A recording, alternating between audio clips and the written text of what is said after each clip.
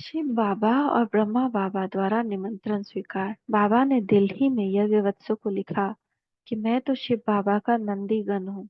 ब्रह्मा क्या है, नंदी है ना शिव बाबा के। शिव बाबा मुझे जहाँ ले जाना चाहते हैं वहां चला जाता हूँ, इसलिए शिव बाबा से पूछूंगा कि उनकी क्या मर्जी है।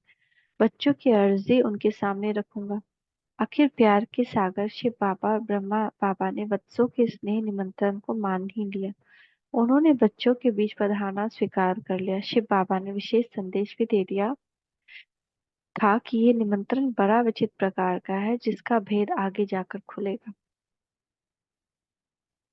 मेजर भाई का विशेष सौभाग्य। बाबा ने के पत्र के आते ही खूब तैयारियां शुरू हो गई। मेजर भाई ने अनुरोध किया कि सारी व्यवस्था उनकी कोठी पर की जाए, क्योंकि उसमें एक बहुत बड़ा मैदान था जहां 1500 व्यक्तियों के साथ बैठने के लिए कनात और शमियाने लगाए जा सकते थे। इसके अतिरिक्त वह आवास के लिए कमरे भी काफी थे, और वो कोठी दिल्ली छावनी के खुले हवादार इलाके में थी, जहाँ का वायुमंडल भी शुद्ध था।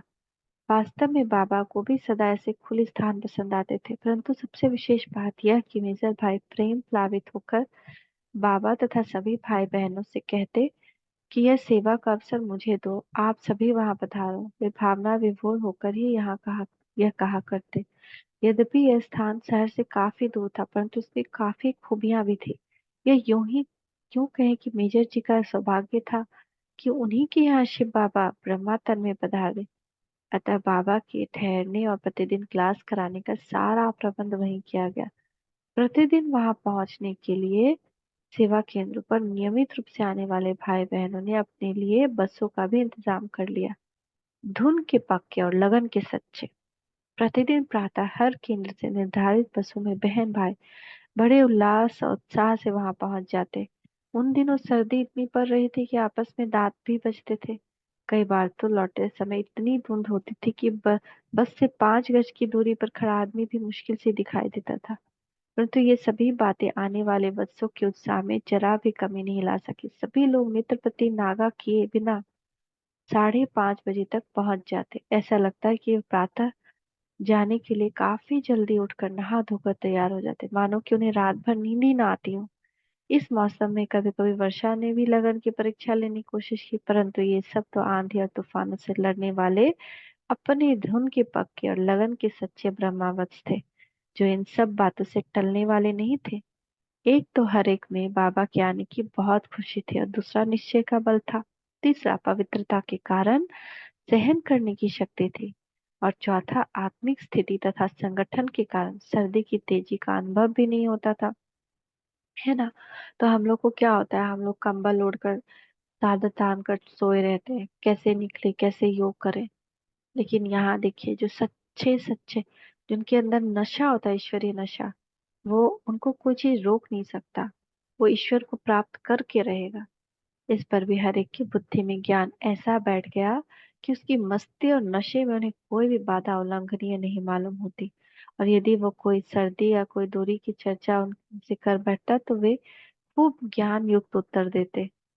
ज्ञान युक्त मस्ती के उत्तर। यदि कोई वत्स विनोद से किन्हीं वृद्ध माताओं के मन में सूक्ष्म रूप से कमजोरी ढूंढने के लिए, सहानुभूति प्रदर्शन करने के लिए उनसे यूं ही कह देता, देखो जी, आप इतनी सर्दी में रोज मत आया करो, आपका शरीर काफी वृद्ध है, कहीं आपके सर्दी शरीर को सर्दी न लग जाए। तो वो बात में बीच में ही काट कर कहती, हम वृद्ध कहाँ हैं, हम तो बाबा की छोटी बच्चियां हैं। भले आप हमारे शरीर को क्यों देखते हो, हमारा तो शरीर तो हमारा रथ है, रथवान तो आत्मा ही है। क्या रथवान जैसा शरीर को चलाए, शरीर वैसा ही चलेगा? यह रथ ही रथवान को चलाएगा। इस प्रकार यदि कोई किसी छोटे बच्चे को कह देता कि तुम तो अभी छोटे बच्चे हो, तुम रोज इतनी जल्दी उठने की क्या जरूरत, तुम्हें तो बाबा की सारी बात समझ में ही कहाँ आती होगी, तुम तो अगर केवल इतवार को ही आ जाओ तो वो काफी है, तो झट से जवाब देता, वाह, मैं बच्चा थोड़ी हूँ, मैं भी तो वानप्रस्थी हूँ। अभी कल ही तो बाबा ने बताया कि कलयुग का अंतिम समय है और सभी आत्माएं अपनी वानप्रस्थ अवस्था में है। बाबा ने यह भी तो कहा कि अभी तो आराम हराम है, कोई छोटा हो या बड़ा हो, सभी के लिए सौभाग्य बनाने का समय यही है। बाबा भी यही कहते, ये तो अनमोल रतन है। ज्ञान धन का जो जितना संग्रह करेगा, वह भविष्य में उतना ही रत्नों का खजाना पाएगा। बाबा समझाते हैं, पढ़ाई में दोहराई भी जरूरी होती है, तो प्रतिदिन ज्ञान मुरली तो सुननी ही चाहिए। क्योंकि हो सकता है कि किसी किस्म ज्ञान का ऐसा नुक्ता निकल आए जो मन को लग जाए। लग जाने से कोई विकार जो पहले से नहीं मिट रहा था वह मिट जाए। इस प्रकार हर एक में अदम्य उमंग थी और वे बाबा के अनमोल वचनों को एक दिन भी सुने बिना नहीं रह सकते थे।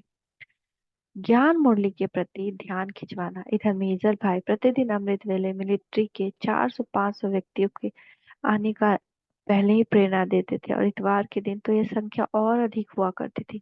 सभी लोग निश्चित समय से पूर्व में ही आकर बैठ जाया करते, क्योंकि बाबा ठीक समय पर ही आया करते थे। दिल्ली से बाहर अन्य नगरों से भी जो सेवा केंद्र थे, वहां सभी ब्रह्मावस कुछ दिन के लिए बाबा की ज्ञान मुरली तथा अपनी उन्नति के लिए नए नए साधन जानने के लिए आकर ठहरा करते थे।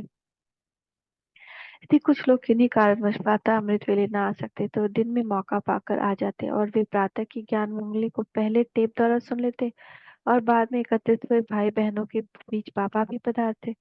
दिन भर में मेजर भी सेना के मुख्य मुख्य अधिकारियों को बाबा से ज्ञान लाभ दिलाने के लिए लाया करते। इस प्रकार अथक रीति से बाबा रात दिन ज्ञान रतन लुटाया करते। बाबा कहा करते, इस संगम युगी ब्राह्मण जब तक ये सत्यनारायण की अथवा अमरनाथ की सच्ची कथा कई आत्माओं को न सुना ले तब तक उन्हें खाना नहीं खाना चाहिए। बाबा हर एक को ज्ञान अध्ययन की विशेष ध्यान आकर्षित करते थे। तो हमारे अंदर वो उत्साह है कि भगवान की सच्ची सत्यनारायण की कथा, अमरनाथ की कथा हम भी बच्चों को सुनाए, हम भी लोक कल्याण करें। हमारा ध्यान कहाँ है? खाने पीने सोने या दुनियावी चीजों में ही है? क्या हमारे अंदर ये नशा आया है? जब तक नशा नहीं, जब तक वो कर्म नहीं, तो प्राप्ति कैसे होगी? सिर्फ बच्चा नहीं बन जाना है ना, हमको वैसे कर्म भी करने हैं। जो मिले, जिससे भी बात हो, उसको ज्ञान की बातें बताएं। उसको भी बताएं कि ये संगम युग है, शिव बाबा आया है। बाबा कहा करते कि संगम युग ब्राह्मण जब तक ये सत्यनारायण की कथा, अमरनाथ की सच्ची कथा कई आत्मा को न सुना ले तब तक तो उन्हें खाना नहीं खाना चाहिए। बाबा हरि का ज्ञान अध्ययन पर भी विशेष ध्यान आकर्षित करते। वे प्राय पूछा करते, क्या आप रोज मुरली सुनते हो? बाबा से जब कोई मिलने आता, बाबा उससे पूछते, क्या आज की मुरली सुनी है? बाबा ने यह निर्देश दिया था कि जो कोई भी मिलने आए उसे पहले उस दिन की मुरली सुनाओ। बाबा कहते कि यदि किसी की ज्ञान मुरली सुनने से प्रीति नहीं तो मानो कि उसकी बाबा से भी प्रीति नहीं है। बाबा कहते कि बुद्धि में ज्ञान के कोई पॉइंट्स न होने से या ठीक रीति से न समझने से ही माया से हार होती है और इससे ठीक होने से ही जीत होती है। माया से जीतने का भी आधार मुरली ही है। मुरली मिस करेंगे तो उस दिन की परिस्थिति का हम सामना नहीं कर पाएंगे, क्योंकि बाबा उसमें उपाय बताते हैं। तभी बाबा कहते कि ज्ञान के पॉइंट्स माया से युद्ध करने के अस्त्र शस्त्र हैं।